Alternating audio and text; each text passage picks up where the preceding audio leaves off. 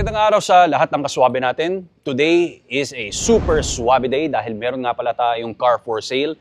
And this is the 2025 Mercedes G580 G-Class, or pwede mong tawagin na G-Wagon or G-Wagon, depende sa kaartehan ng taong bumabanggit. Nga pala, what's special about this kaswabe? This one is a 100% fully electric macho guapito na G-Wagon. Alam ko naman, nanggaling tayo sa mga G800 na Brabus. Sobrang lakas nun na umabot ng 900 horsepower na modification. Na-drive nga pala natin yun. Meron tayong mga G63 AMG. So basta lahat mga gas-powered na G-Class. Pero eto, ibahin natin. First nga pala ito dito sa Pilipinas. And walang sinuffer when it comes nga pala sa exterior appearance niya dahil alam ng Mercedes na eto na talaga ang minahal ng mga tao. Na lagi natin nakikita yan sa mga paborito nyong celebrity actors, syempre mga athletes, influencers, mga public figures. So today, i-check natin kung ano ang pinaka-difference niya and what kind of capabilities meron ang isang military-inspired SUV na naging available noong 1980s para sa ating mga civilian. Kung gusto mo nga pala makita to, nasa R33 Car Exchange lang, and ang information ilalagay ko lang dyan sa pin comment below. Ano po inaantay natin? Suwabe, let's begin.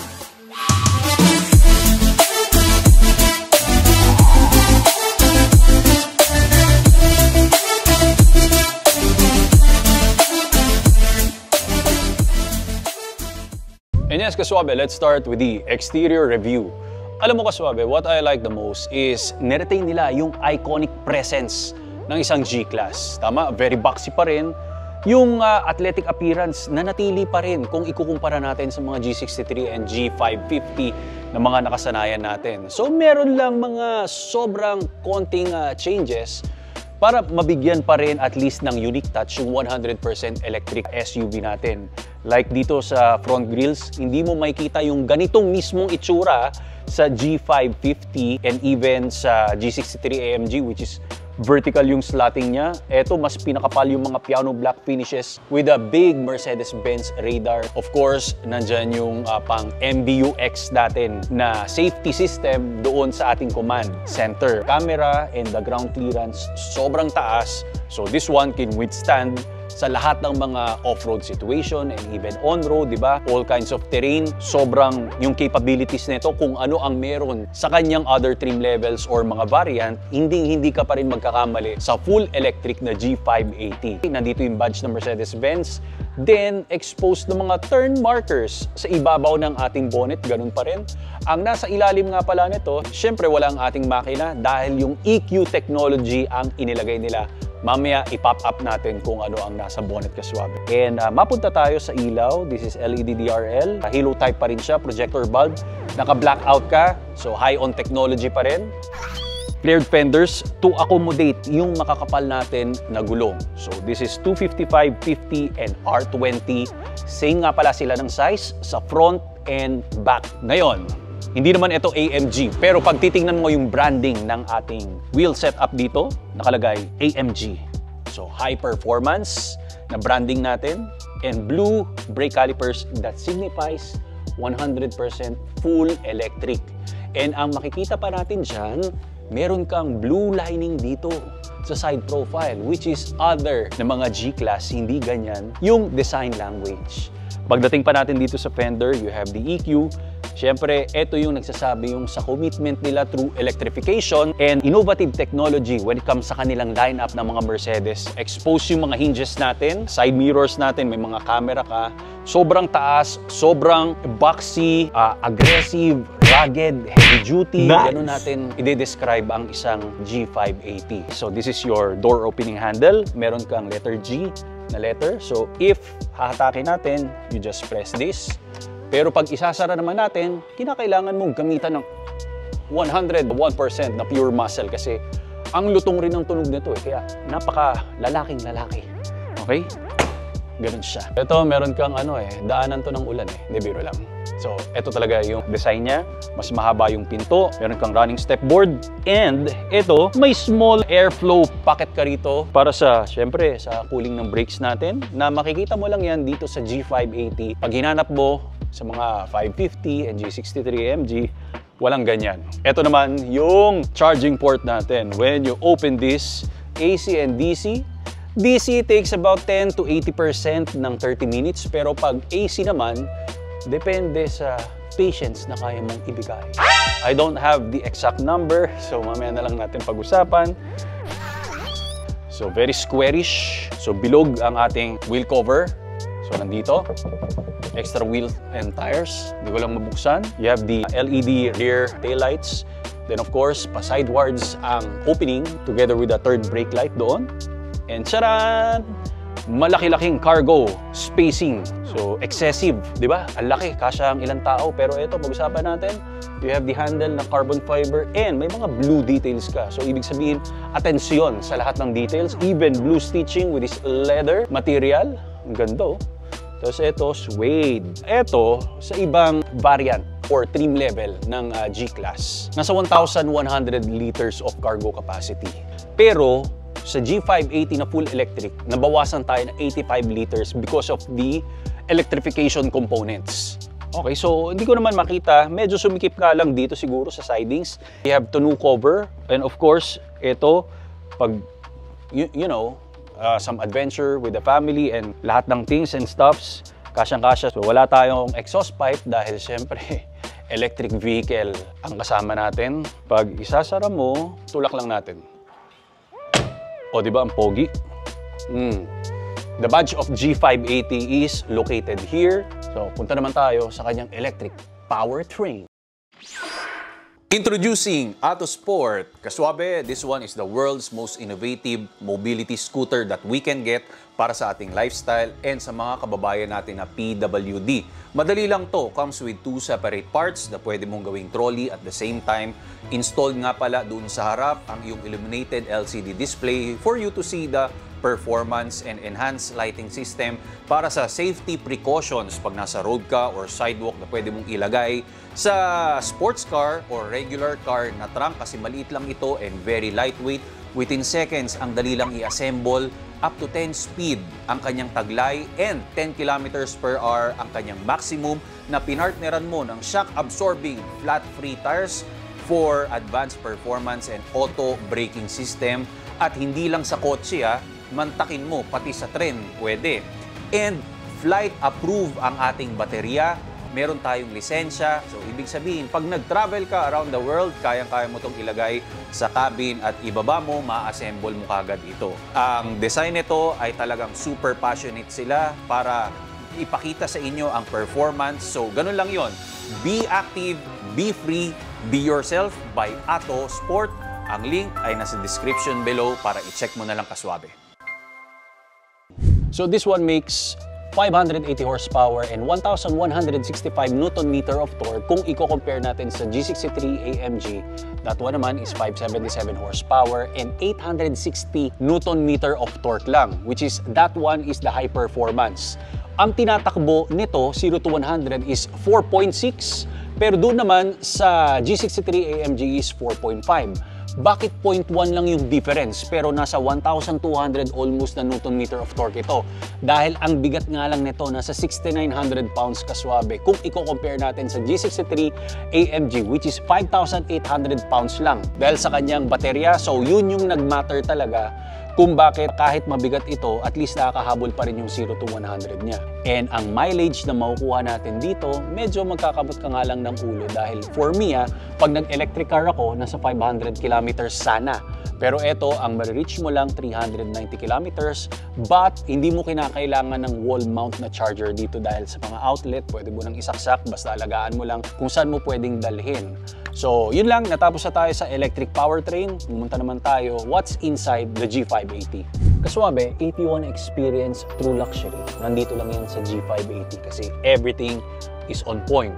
Mamahalin, durable yung mga materials, heavy duty na, tapos talagang expensive kung titingnan natin. Okay, isa-isayin natin yan. Dito sa front passenger dashboard natin, you have the grab handle. Of course, pang off-road proper yan. You see the Edition 1 dahil ito ang unang-una sa G-Wagon and carbon fiber na mga inserts. Meron kang blue details, meron kang blue stitching dahil 100% pure electric tayo. Glow box compartment, maganda. door panel natin or side shield.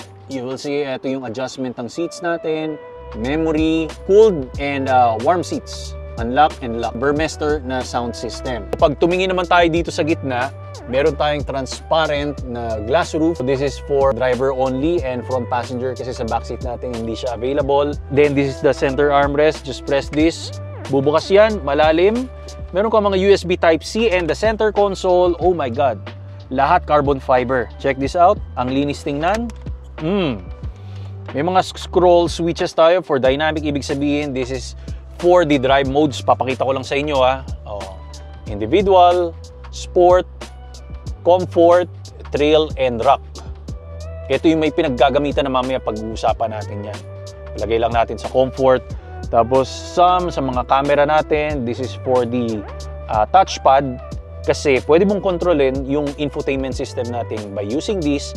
Pero touchscreen monitor naman ito kaswabe. Okay? So shortcut lang natin dito. Open this. Wireless charging platform. Pwede natin palamigin ang ating drinks or gawing mainit. Piano style ng mga toggle switches, temperature. Ito naman yung mga vents natin, mga jet booster type, no?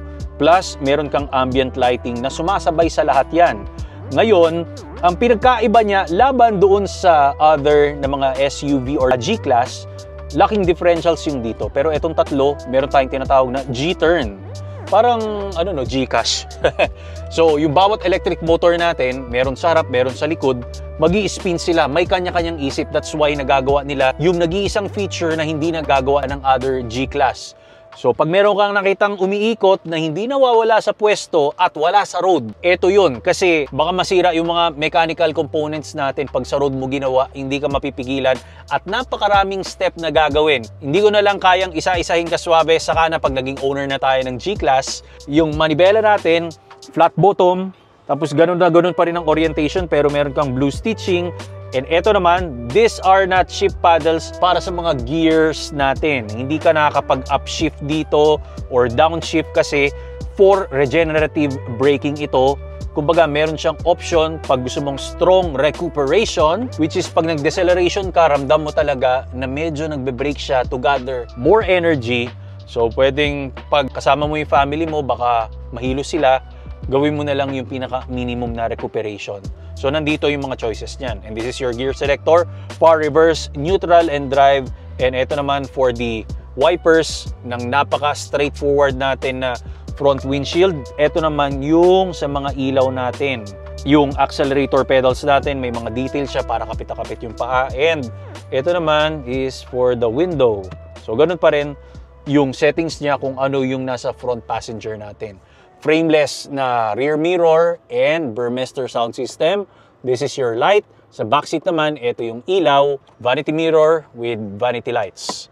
So, ngayon, pag-usapan natin ang ating MBUX or Mercedes-Benz User Experience 12.3 na infotainment system. Medyo mahaba-haba ito eh. Pag pinrest natin yung EQ, siyempre yung technology natin yan ng electrification, meron kang makikita dito na maximize range plus 22 kilometers. Ano yung plus 22? Kasi dito may mga ginagamit tayong feature. Maybe some of them nako-compress. Nalilimitahan yung 100% na energy natin. Ngayon, dahil naka-aircon tayo, yung mileage, ibig sabihin, nagko-consume siya ng 20 kilometers overall sa baterya. Pero pag gusto natin maximize, pindutin mo lang yung bilog, magto-turn off siya, and dadagdag yung mileage na pwede natin makuha doon sa total sum of our battery power. Ibalik natin sa home, meron tayong navigation, phone. Hindi ko na pipindutin to kaswabe, as is na nakikita na lang natin. Media, MB apps, store. Eto, comfort. I like this one. I like this. We have massage, classic wave, hot relaxing. Ito yung seats natin. Pero pag pinindot mo yung seat, meron tayong side bolsters na pwede natin pasikipin. Like ito, Zero. Pag tinen mo, para nag-squeeze in bigla yung dito. Para kang hinahag. Minsan, masarap rin sa feeling ng ganito eh. Parang naaalala mo lang yung jowa mo pag niyayakap ka ng mahigpit. So, ito naman sa passenger, driver. So, pwede natin Zero, mas magiging loose yung mga side bolsters natin. The lumbar adjustment, di ba? Ang ganda ng feature. Sa iba, umaangat lang siya, tapos lalalim lang. Pero ito, Depende kung paano mo siya ipapersonalize sa likings natin. Kung meron tayong problema sa likod, di ba? Masama yung posisyon ng spinal cord natin. Nakukustomize mo yung adjustment talaga ng lumbar nang hindi lang nag-move forward and backwards. So mapunta naman tayo sa ambient lighting. Of course, sa interior ng mga ilaw yan. Brightness, pwede natin baguhin. And effects, depende kung anong klase. Ayaw na natin magtagal dyan. Energizing comfort. Pag pinlay natin, ano yung nag-show na video dito. Siyempre, sa adjustment ng mga aircon yan, sa seats, and even dito sa glass roof natin. Ganun mga nagbabago yan. So, kinakailangan talaga medyo pagbigyan mo ng mahabang oras talaga to kaswabe para aralin natin. And ngayon, siyempre, showcase lang natin kung ano yung mga important matters din, yung important points dito sa G580 natin. And of course, the next one is yung off-road na navigation natin. Siyempre yung drive, makikita mo yung posisyon ng mga wheels natin, tire pressure, tire temperature, suspension. Pag gusto mong tingnan yung camera natin, may mga reinforcement to sa underbody natin para yung baterya hindi magkaroon ng damage or ma-scratch. Pero ito, makikita natin wheels. I don't know kung paano lang tanggalin to, pero it can be transparent para alam natin kung ano yung mga dinadaanan natin. Yan, energy flow, we are 66%, at least 66 kanina 68% nung sumakay tayo. Accelerator, yan, and the brake measurement, yun ang nakikita natin. So, para sa akin, sobrang high-tech talaga pag MBUX. Yung gauge cluster natin na mukhang espada na lightsaber, tapos yan lahat ng information na kinakailangan natin, park, reverse, neutral drive. Ito, top speed is 220 kung nasaan ka. Percentage ng power na ibinibigay natin. Cruise control, nandito. Tapos, ito, meron yan projector na camera sa labas para alam natin pag may mga speed limit, outside temperature. So, lahat yan. Even the wheel assist. Ang dami pang pwedeng i-discuss dito na hindi ko na kayang isa-isahin kaswabe. Next time na lang, pag nagustuhan nyo to, pwede nyo puntahan dito sa R33. Pero last na lang, lipat naman tayo dito sa ating backseat. Grabe, ang sarap dito. It feels home. Grabe. Parang gusto matulog na lang, no? At umidlip dito. Maluwag ang G580 natin and I think mas spacious dito sa backseat kung ikukumpara sa mga G63. Hindi lang ako sigurado, yun lang yung unang impression ko. Kasi hindi naman ako veterano sa G-Class. Isa-isahin natin. Ito, may pocket tayo for sa driver. Siyempre, lalagyan ng kung anong stuffs natin. Same pa rin ng vents, pero wala lang ambient lighting. But you see, meron kang sariling climate control nandito. Slotting ng USB Type-C 2. Power port, yan. Ganyang type. Meron lang konting bump dito sa gitna na medyo mataas-taas. I think 1 inch. Armrest, 2 cup holder. Adjustable nga pala yung headrest natin. And ilaw, hook, grab handle. Siyempre dito. Kaya lang wala tayong cooled seats. For warmer lang ito. Burmester sound system and availability of ambient lighting. Door release handle is nasa baba. Tapos may matatagpuan ka na old mechanical locking pin. Siyempre to preserve kung ano yung nostalgic presence ng mga sinaunang military vehicle. Ngayon, natapos na tayo sa G580. Of course, we cannot drive this because this is brand new for sale sa R33. Kontakin nyo na lang yung information na ilalagay ko lang dyan sa pin comment below. First nga pala ito dito sa Pilipinas na full electric G-Class. So follow me on my social media platforms para lagi kang updated sa lahat ng mga rare finds natin na vehicle dito sa Pilipinas. Subscribe ka lang and hit the notification bell. Maraming salamat, more power and more performance.